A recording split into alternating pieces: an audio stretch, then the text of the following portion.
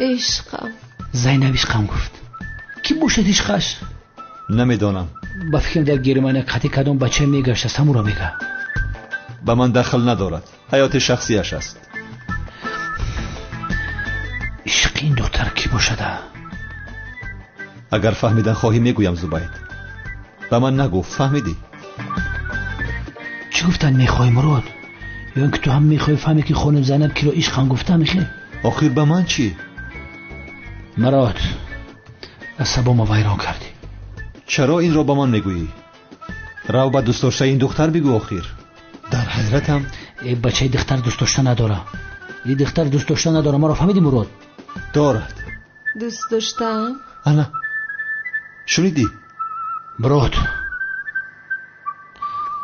مراد زینب دوست داشته نداره. آدم که خواب باشه در خوابش هر خیلی گپا را گپ میزنه. میمیری کتاب بیالوگ را بخونی. زینب از این پس تنها نمیموند. من اینجا هستم. تو سفسطه گفته ایستاده ای. این دختر دوست داشته دارد. آخر ندارد به عقل؟ دارد. ندارد. دارد. آخر دارد. ندارد. این دختر دوست داشته دارد. آخر ندارد. دارد میگویم. ندارد. دارد. آخر با خدا مرا تو یک آدم بخیری. به خاطر که دلی من دختر خنک شوه میگه پا گفتی. تو بدبخت نمیخوای خرسندی مرا. تو میخوای که من زیغ باشم مرا.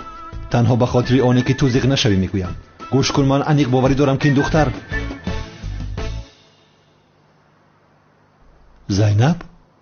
زینب خیسته کو؟ در حجره من چکار میکنید؟ چکار میکنیم؟ بحث کرده ایستاده ایم. یعنی بحث میکنید ها؟ درباره چی بحث دارید؟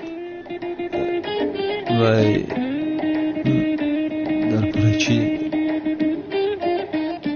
من گفتم که خانم زینب خواب دارد، ولی این گفت که نه خواب ندارد. گفتم که داد بیزن، خواب نیست. این داد زد که بیدار شدید. معنیک هستید؟ چی هستید شما؟ در حجره من چکار میکنید؟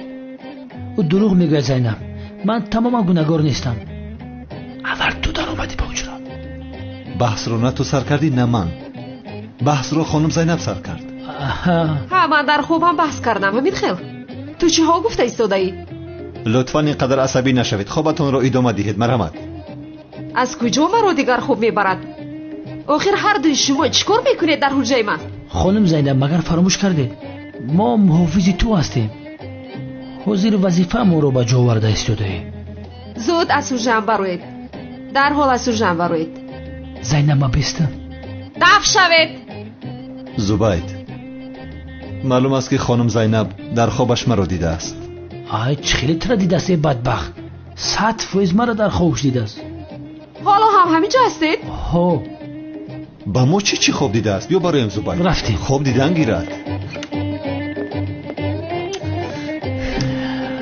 خانم زینب من در پشت در میستم. یگان چیز در کرسی تخت مده را میدارم.